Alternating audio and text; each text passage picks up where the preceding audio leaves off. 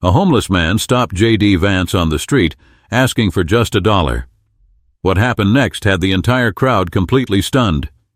It was one of those gray afternoons in downtown Cincinnati, the kind where the sky threatened rain but never quite delivered.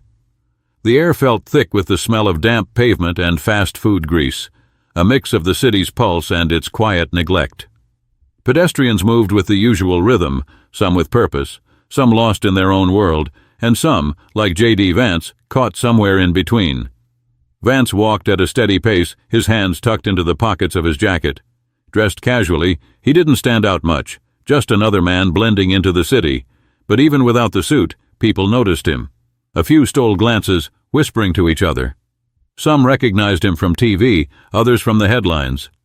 His name carried weight, but in this moment, he was just a guy walking past a row of aging storefronts, dodging the occasional scooter abandoned on the sidewalk. Then from the side, a voice broke through the city noise. "Hey man, can you spare $1?" It wasn't the first time Vance had heard those words. He'd spent enough time in places like this to know the familiar rhythm of street requests. Usually it was a quick nod or a polite shake of the head, and then life moved on. But something about this one, maybe the way the man's voice wavered or the way he didn't immediately make eye contact, made Vance slow his step. The man was thin, but not just in the way hunger wears someone down. It was the kind of thin that settled in the face, hollowing out the cheeks, making the eyes look bigger than they should. His clothes, a mix of layers that didn't quite match, told the story of someone who had learned to dress for survival, not style. His beard was patchy, more neglected than intentional, and his hands were cracked from exposure to the elements. He wasn't aggressive, wasn't insistent, just standing there, waiting, like he'd asked this 1,000 times before and expected nothing. Vance stopped. "What's your name?" The man blinked, as if thrown off by the question. That wasn't how this was supposed to go. Usually it was either a bill dropped into his palm or a stranger walking away. He hesitated, then cleared his throat. "Eddie," he muttered. Vance studied him for a second, as if weighing something in his mind. Around them, people walked past, barely noticing. To them, it was just another exchange between a politician and a man most would ignore. But there was something about Eddie that kept Vance planted where he stood. Maybe it was the way his shoulders slumped slightly, not in defeat, but in exhaustion. Maybe it was the fact that, despite everything, Eddie had approached with a quiet sort of dignity, not demanding, not performing, just asking. "You live around here, Eddie?" Vance asked. Eddie let out a short laugh, though there was no humor in it. "I live wherever I can. You know how it is." Vance nodded, but he didn't reach for his wallet. Instead, he asked, "How long have you been out here?" Eddie shifted, glancing toward the street like he was considering whether to keep talking or just walk away. "Too long," he finally said.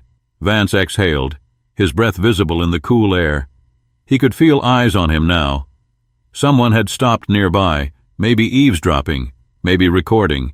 He wasn't sure. It didn't matter. But what he said next would. And that's when everything took a turn. Eddie shifted on his feet, stuffing his hands into the pockets of his oversized jacket.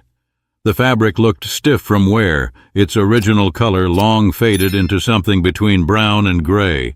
His fingers curled inside the fabric, gripping nothing, as if the motion itself kept them warm. JD Vance studied him for a moment longer. Most politicians would have already walked away or at best tossed a few dollars to the man before moving on. But Vance didn't reach for his wallet. Eddie noticed. His expression flickered, just for a second, between expectation and disappointment, like he had already rehearsed this outcome in his mind. "I just need $1, he said again, this time softer, as if lowering the price of his request might change the answer. Vance's response wasn't immediate. Instead, he glanced down the street where a small group of people had started watching. A man leaned against a light post, pretending to check his phone, while a woman holding a grocery bag slowed her pace. A few feet away, a teenager hovered with his hands stuffed in the front pocket of his hoodie, eyes flicking between Eddie and Vance. The city had a way of turning private moments into public spectacle. Vance looked back at Eddie. What would you do with it? Eddie huffed out something between a laugh and a scoff. Ain't that the question? But Vance didn't smile. He wasn't joking. Eddie's expression hardened just a little. $1 don't get you much these days, he muttered. Maybe a coffee. Maybe a piece of bread if you know where to go. A pause. Then quieter. Or maybe just a moment where I don't feel like nothing. Something in the way he said it sat heavy in the air between them. It wasn't defensive. It wasn't begging. It was just true. Vance's jaw tightened. He glanced at Eddie's hands again, still stuffed in his jacket pockets, fingers shifting as if trying to hold on to something invisible. You used to work? Vance asked. Eddie let out another laugh, though this one was bitter. Yeah, before life got in the way. Vance nodded slightly. What was the job? Eddie hesitated, then shrugged. Plumber. Not the fancy kind. Residential work mostly. Fixed leaky pipes, replaced busted water heaters. He shook his head. Ain't much demand for a guy who don't got a fixed address, though. Vance didn't argue. He'd heard stories like this before. Some people fell through the cracks so fast they barely had time to brace for impact. Eddie rubbed his chin, his fingers brushing over the uneven stubble. So, you gonna give me $1 or what? Another pause. Vance's answer wasn't what anyone expected. I'll give you something better. Eddie's forehead creased. Man, I ain't asking for a sermon. It's not a sermon, Vance said. Eddie stared at him, wary. Around them, the street noise seemed to quiet just a little, as if the city itself was waiting to see what would happen next. But whatever Vance had in mind, it wasn't going to be simple. Eddie squinted, shifting his weight from one foot to the other. He'd been here before. Conversations that started like this usually ended with some lecture about self-improvement, bootstraps, or personal responsibility. He braced himself for the same, but Vance didn't launch into a speech. He simply asked, When's the last time someone gave you a real shot? Eddie's brow furrowed. What, like a job? Like anything. The question caught him off guard. He blinked, then looked past Vance, as if searching for an answer in the cityscape behind him. He let out a slow breath, shaking his head. Been a while. Vance nodded as if he already knew the answer. You ever try to get off the streets? Eddie shot him a look. Man, what kind of question is that? Vance didn't flinch. Eddie scoffed, rubbing the side of his face. You think I want to be out here? You think this is some kind of choice? Vance stayed quiet, letting him talk. I tried shelters, Eddie continued. Half of them full up before I even get in the door. Tried work. You know what they tell me? Come back when you got a phone. Come back when you got an address. He let out a humorless chuckle. Like I could pull that out of thin air. Vance crossed his arms, listening. Eddie shook his head. You ever been homeless? No. Eddie smirked. Yeah, didn't think so. Vance tilted his head slightly. But I've been poor. Eddie looked at him differently now, still skeptical, but maybe a little less dismissive. Yeah? Vance nodded. Grew up in a house where sometimes the heat didn't work, where the fridge was mostly empty. I know what it's like to go to school wearing the same clothes 2-3 days in a row. Eddie sniffed, rubbing his nose with the back of his hand. Yeah, well, bet you had a way out. Vance held his gaze. Took a while. A beat of silence stretched between them. Around them the small crowd had grown. People were lingering, watching. A man with a baseball cap held up his phone, pretending to check messages but clearly recording. A woman whispered something to her friend, eyes flicking between Vance and Eddie. Eddie exhaled sharply. So what, you gonna sit here and tell me to pull myself up? That I just need to work harder?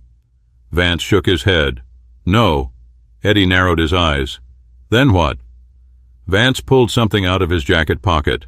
But it wasn't money. It was a small, folded piece of paper. He held it out. Eddie eyed it suspiciously. What's that? A name. A number. Eddie didn't take it. What for? Someone who can help. Eddie gave him a look. Help how? They run a program, housing first, no strings. Eddie scoffed. Yeah, right. Ain't that easy. Vance didn't lower his hand. No, it's not, but it's real. Eddie hesitated. He had been given empty promises before. He had been handed flyers for shelters that were already full, numbers for programs that had waiting lists months long.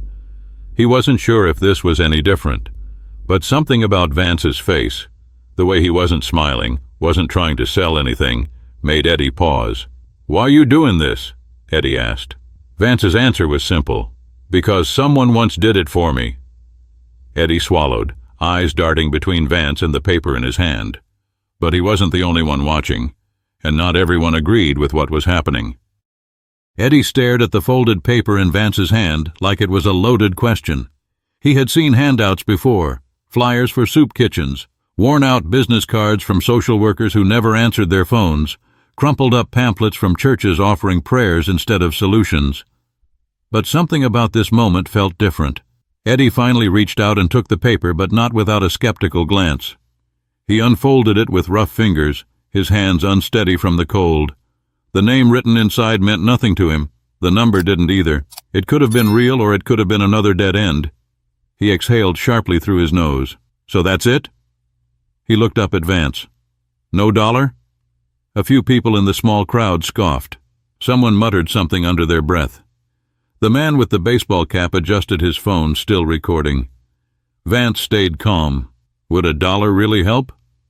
Eddie let out a bitter chuckle. "Wouldn't hurt." Vance held his gaze.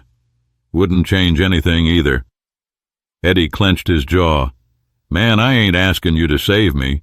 Just asked for a damn $1. Another scoff from the crowd. A woman off to the side shook her head, muttering, "Just give him the money, man." Vance ignored the voices. His focus was on Eddie. "You said you worked before, plumbing, right?"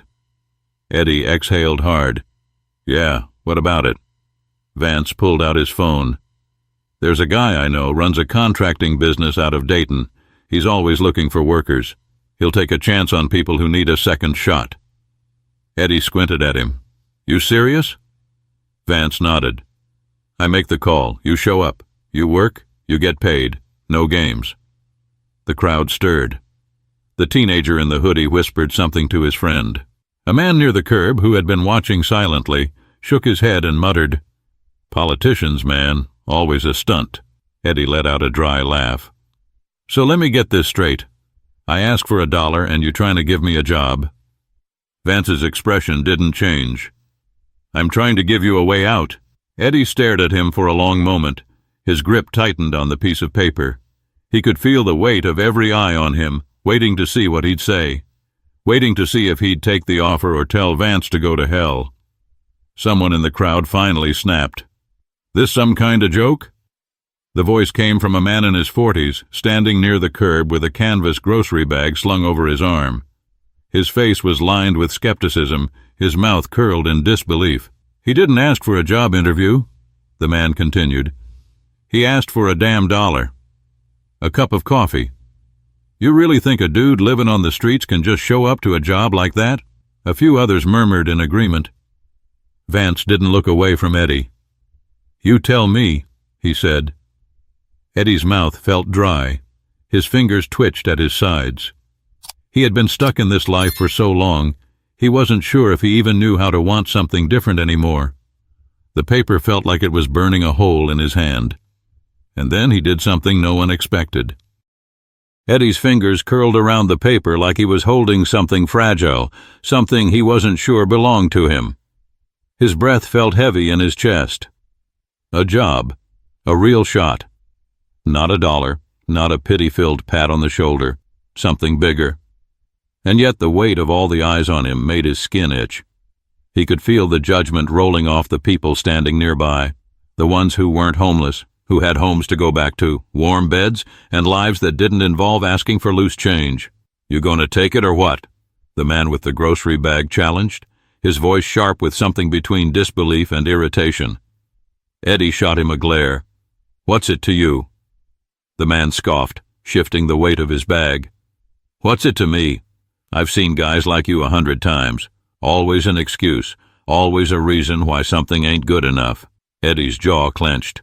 "Man, you don't know a damn thing about me." The guy laughed dryly. I know you ain't worked in years. I know you're out here begging instead of trying. And I know you ain't about to take that offer. He shook his head. And if you do, you'll quit the second it gets hard. The words hit harder than Eddie wanted to admit. His grip on the paper tightened. He wanted to tell the guy to shove it, to say he didn't know what the hell he was talking about. But the truth was, a small part of Eddie did wonder if he still had it in him, if he could wake up at 5 in the morning, push through the exhaustion, show up and prove himself. And then there was the other side of it, the one that whispered, what if this is just another lie? He turned back to Vance, eyes filled with something unreadable. And what happens if this is bullshit? If I show up and they ain't got nothing for me? Vance didn't blink. Then you call me. Eddie narrowed his eyes. Call you? Vance nodded, holding up his phone. I don't give people my number lightly. But if you show up and they don't give you work, you call me and I'll find you something else. A murmur went through the small crowd. The teenager in the hoodie whispered, Yo, is this real? To his friend. The man in the grocery bag scoffed, but didn't say anything else. Eddie felt his heart pounding in his chest. It was too much, too real. He had spent so much time expecting people to ignore him, avoid his gaze, pretend he didn't exist. But now, all of this? A job? A lifeline? It scared the hell out of him. He swallowed hard. I don't even got a phone. Vance didn't hesitate. He reached into his coat pocket and pulled out a small black burner phone. He held it out. Now you do. The crowd went dead silent. A few gasps. Someone muttered, No way. Eddie stared at the phone like it was a foreign object, his breathing uneven. No one had ever done something like this for him before. He could feel the weight of the moment pressing down on him. And then, just when it seemed like things couldn't get any more intense, someone in the crowd spoke up and turned the whole thing upside down. A voice from the crowd cut through the moment like a blade. This is all for show. Eddie's grip on the phone tightened. His heart, which had been pounding with something close to hope, clenched at the accusation. The man who had spoken was older, mid-50s maybe, with a salt and pepper beard and a flannel shirt worn thin. He looked at Vance, his arms crossed, his face hard. This some kind of political stunt? His voice was laced with suspicion. Cameras are rolling, people watching, and suddenly you're out here saving a homeless man? What happens when they stop watching? Murmurs rippled through the onlookers. Some nodded in agreement. Others looked uncertain. Vance met the man's stare without flinching. You think I did this for attention? The man scoffed. Ain't that what politicians do? Eddie glanced between them, something twisting in his gut. He didn't want to believe that's what this was. Didn't want to think he was just another pawn in someone else's story. But that doubt, so familiar, so deeply ingrained, crept back in. Vance didn't raise his voice.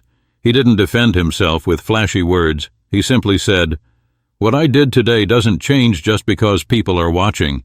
If you think it does, that says more about the world you've seen than it does about me. The man in the flannel didn't respond right away. He just shook his head, muttering something under his breath before walking off. A woman in the crowd spoke next. So what happens now? Eddie blinked, realizing the question was aimed at him. Now. The question rattled around in his chest. He had the phone. He had the number. He had the chance. But was he really going to take it? He licked his lips, glancing down at the burner phone one more time before stuffing it into his pocket. Guess I make a call, he muttered. It was the smallest commitment he could make. Just a call, just a first step. Vance nodded. That's all you gotta do. Eddie shifted his weight.